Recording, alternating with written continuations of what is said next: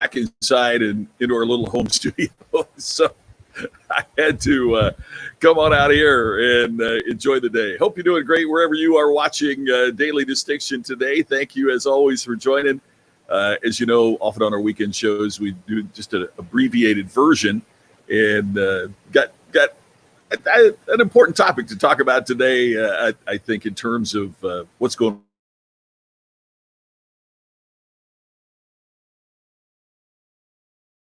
Show.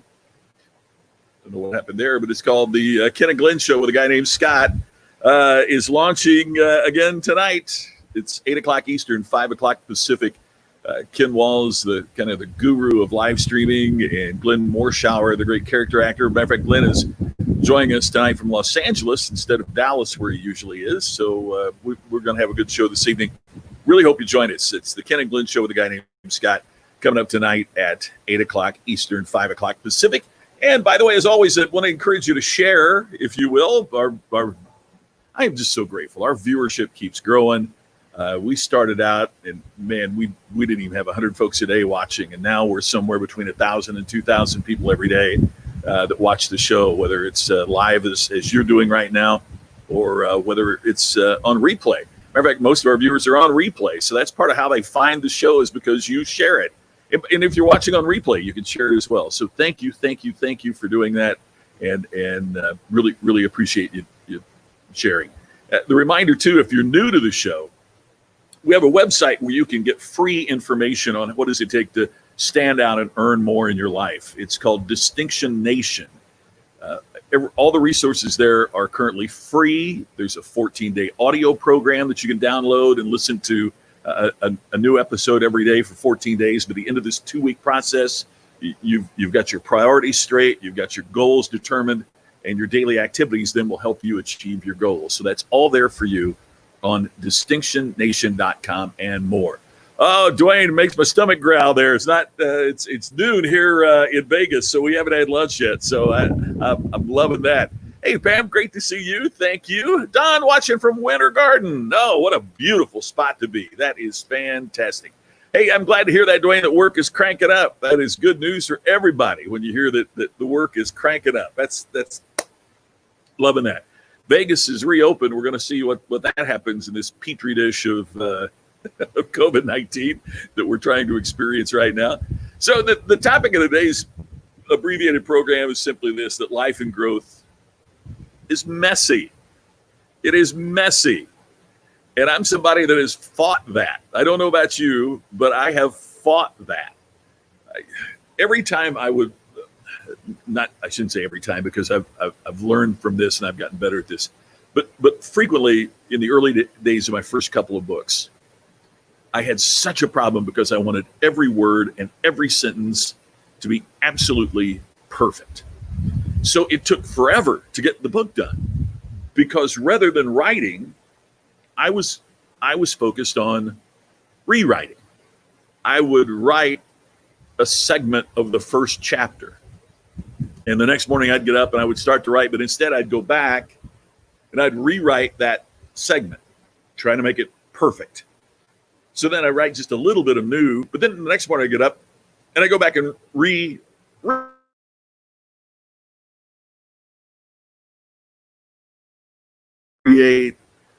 every word being exactly in the right place, that I failed to make progress toward completion.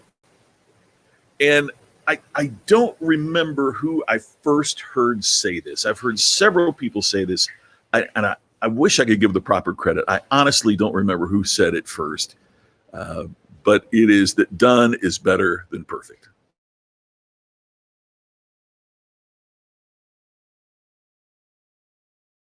Failing to deliver anything, right? It was still in my computer. And done is better than perfect. we can always go back and polish. And so Stephen King was asked about writing, and he's got a phenomenal book. If you're interested in writing at all, he's got a phenomenal book, and it's just called On Writing.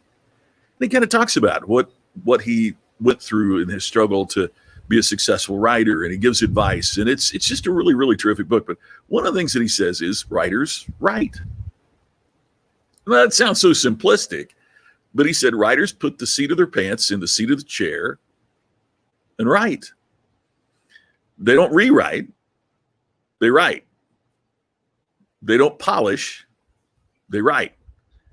And it leads to this: done is better than perfect. So one of the questions I had to ask myself is, would I rather be done with a book, or would I rather have it take forever? And you can always go back, and that's why you have an editor. Now, what does this have to do with you if you're not writing a book?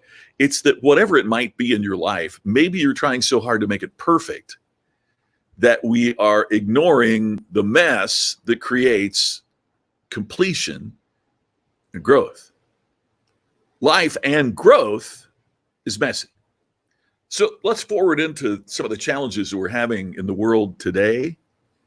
And I think part of what we have to realize is that when there are messy personal conversations, it's grounded in trust.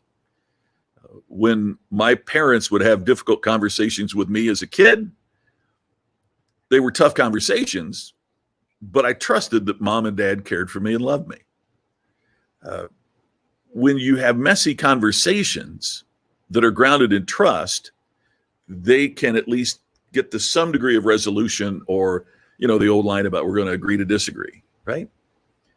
But if that trust isn't there, then those messy conversations are very, very difficult. And I think part of what's happening right now is a lot of what's going on really isn't even a conversation. It's just a mess. You got one side hollering at the other side hollering back. There's no trust between groups, and it's just a mess.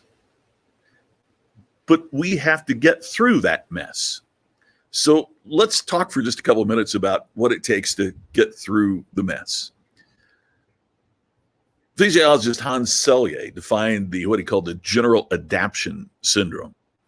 And what it meant is that whether it was an animal in a laboratory experiment or a human being in just regular life, there's a basic way we all respond to change and mess and challenge and stress.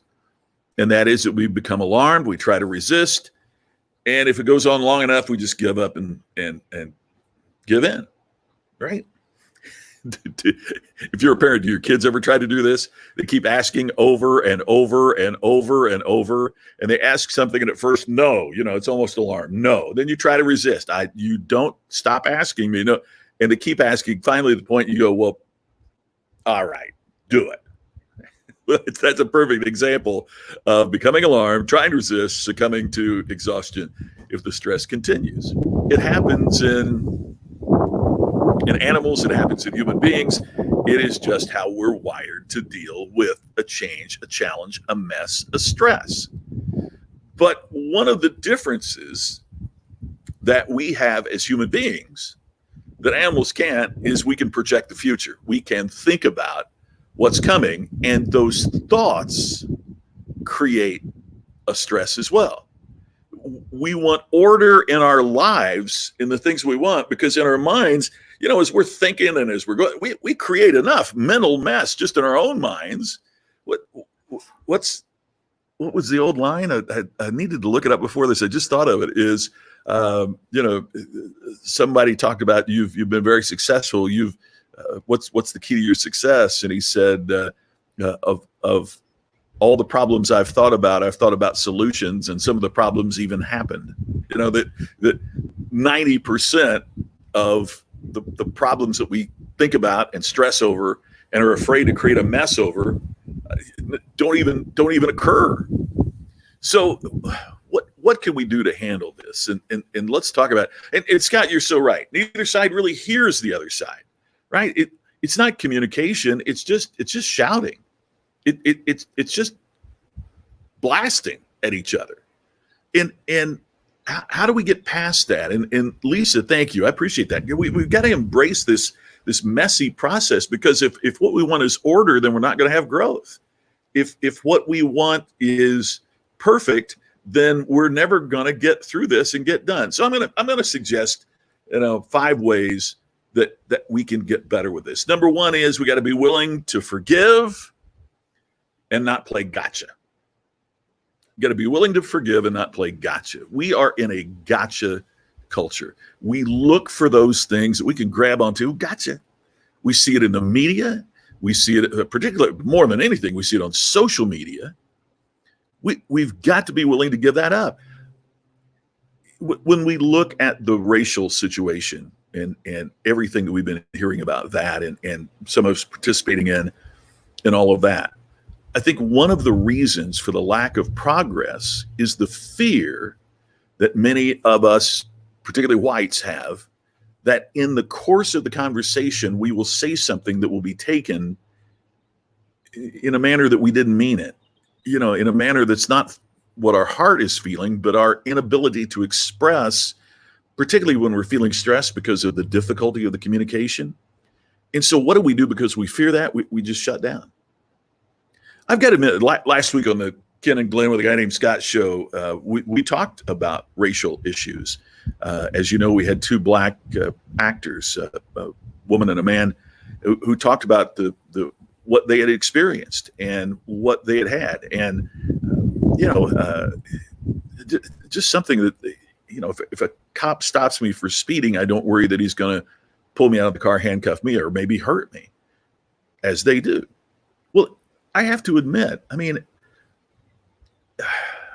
I was concerned going into that, not because of where my heart is, but because of a fear that somebody could take 6 seconds out of a 90-minute conversation and say, see, look, that the way he said that shows.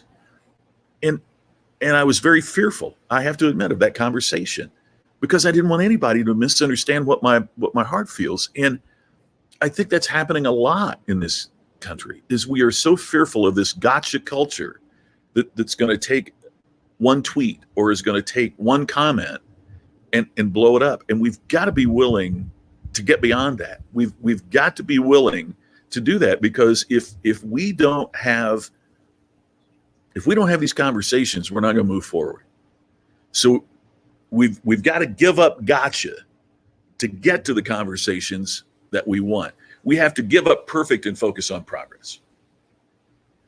Progress is the most important thing. It's going to be messy. It is not going to be perfect. And I'm not just talking, please don't misunderstand. I am not just talking about what's happening in terms of whether it is COVID-19 or whether it is in terms of Black Lives Matter or whatever it might be. We're not going to get to perfect if we focus on perfect. We got to focus on progress, and that progress, messy as it may be, can get us where we need to be and where we want to go. But it's going to take time and it's going to take effort, and we got to be willing to give up perfect to focus on progress. Whatever you want in your life right now, whether it's your career, your business, your personal life, you got to be willing to give up perfect to get the progress that you desire. Hey, Sarah, from my fave place in Indy at Sullivan's. Yeah, I need some stellar bourbon to make it. Bourbon makes everything better. I look forward to seeing you soon. There are 3 different ways that we can focus on this. And here's the first one. It's a problem-focused approach. We analyze the problem and we try to change the situation. What is the problem? Let's try to fix it. So there might be a problem that you're having in your life, and that's part of what's on the Creating Personal Distinction course on DistinctionNation.com. Is there a problem in your life? Write it down, analyze it. Let's focus on the problem and try to change the situation, whatever it might be. If you're not satisfied with where you are living and you want to move to a different house, you need to write that down. Okay, then how much more will that cost? How do you budget? What do you get rid of in your life currently to give you more financial ability to afford something a little more expensive in terms of housing? all of those come into play. That is a problem-focused account. Sarah, you're right. We all want to be supportive and understanding, or at least the vast majority of us hopefully are. But yeah, we don't want to hurt anybody because we're afraid that we don't have the right words. You are exactly right. That was the situation I was describing, right? We in our passion and commitment to connect and to help, we also are reticent because we're scared to death that we might offend or hurt. And that's the last thing we want to do, especially in this time where everybody's so sensitive about it. So yeah, so that's a problem. How do we try to change that? So a problem-focused approach is one way you can handle it. But as we know, there are certain things that we cannot change. Certain things in life I can't change. No matter how hard I try, I can't change. So then there's the emotion-focused approach. Let's look at the situation and how do we try to make ourselves feel better about what the situation is. Hey, if it's your living situation and economically you can't solve the problem because of your funds, just using that as an example. Okay, so how do I feel better about where I am? Could I join a civic activity in this neighborhood? Maybe get to know more people. Maybe feel better about where I live because I feel better about the people that I'm living around.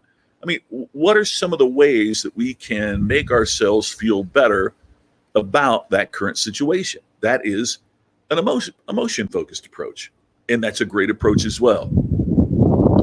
Here's the third one, and it's often overlooked, and that's the meaning-focused approach.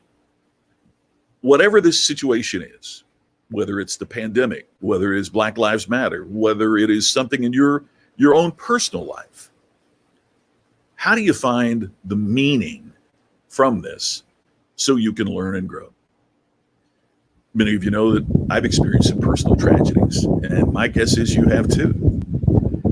And in those tragedies, there's no way that you might be able to solve the problem, right? There's no way to make yourself feel good about what's happened because of the tragedy that you went through. So this third and often overlooked approach is to try to find some meaning that will allow us to learn and grow and get better, even as we hate what has happened and we can't feel good about what has happened. But from the meaning, we can learn and grow and create a better future. If we can focus on that, then we can move forward. But Bruce has absolutely nailed it here. You got to recognize there's a problem in the first place. You have to, and I think it's not just being aware of it. I think it is, Bruce, as you say, I think it is the recognition and the being willing to talk about it and admit it. Hey, Ken, I've been talking about seeing you later tonight. And that becomes the challenge, doesn't it, Bruce? I mean, that becomes the challenge because, you might say, wow, I understand that's a problem. For example, I mean, I don't mean this sounds so stereotypical, but, I've talked to Black friends of mine about being pulled over and the line about driving while Black. And without exception, every one of them has at some point been in a situation where a police officer treated them differently, whether it was walking into a concert or the Indy 500 or whatever it might be, or driving or whatever, that they were treated differently than Bruce, you or I might have been.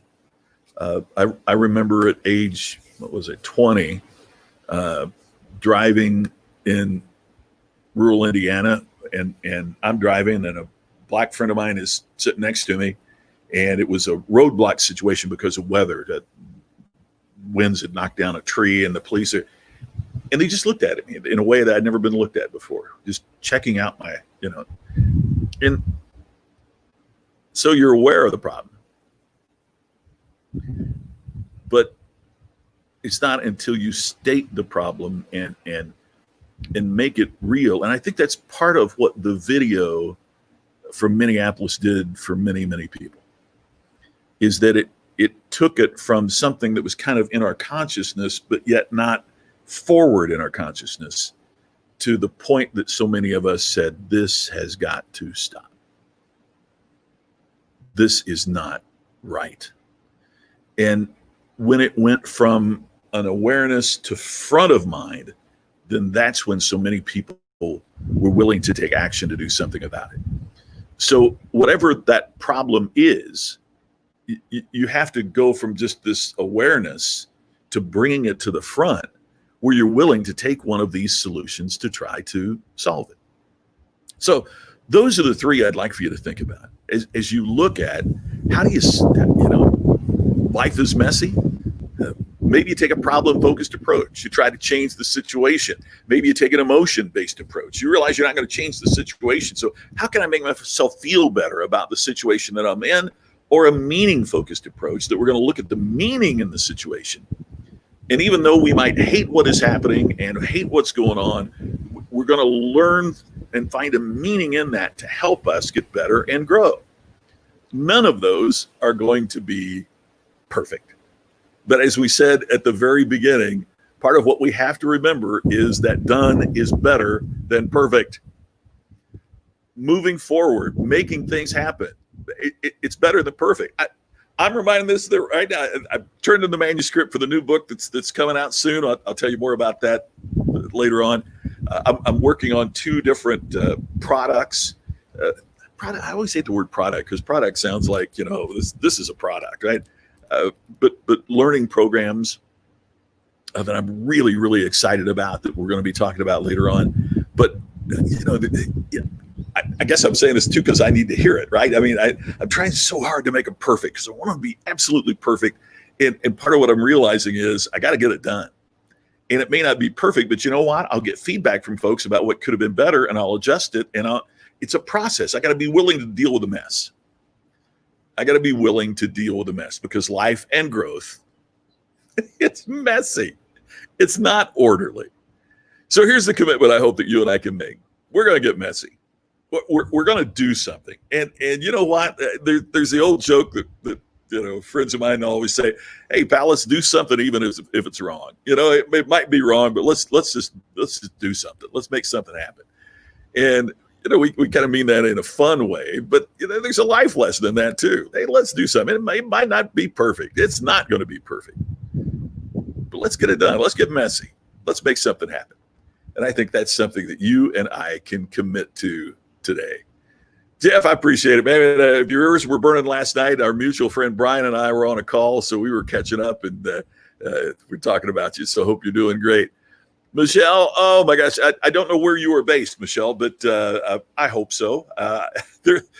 Everything is off the books in terms of what's happening with meetings and speeches, and been talking to my buddies in Nashville. The friend I was just talking about with Jeff there is in the country music group Diamond Rio, and we were talking, and their July 3rd date is still on the books, but just about everything else is canceled until August. So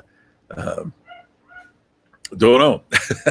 We're hoping. Oh, you're here in town. You're here in Vegas. Well, I will keep you posted. If I have something coming up here locally, I'll let you know. And as you know, Vegas is open back up with the casinos, but the meeting rooms are not open yet. The convention halls are not open. So there's no conventions, conferences, or anything. As a matter of fact, that's part of how I got started doing this, was that because I wasn't traveling and there wasn't all this going on, I was able to, get here. And this has just been a really great joy for me. So thank you for watching today. I really, really appreciate it. I look forward to staying in touch with that, and same with everybody else. So that's the things I want to remind you. We're going to go out and get messy today, and please tune in tonight for the Ken and Glenn Show with a guy named Scott. We've got some fun stuff and important things to talk about. I look forward to seeing you on that tonight, and back with the normal weekday edition of Daily Distinction coming up again tomorrow. Thank you for joining me here every day at 3 o'clock Eastern, noon Pacific.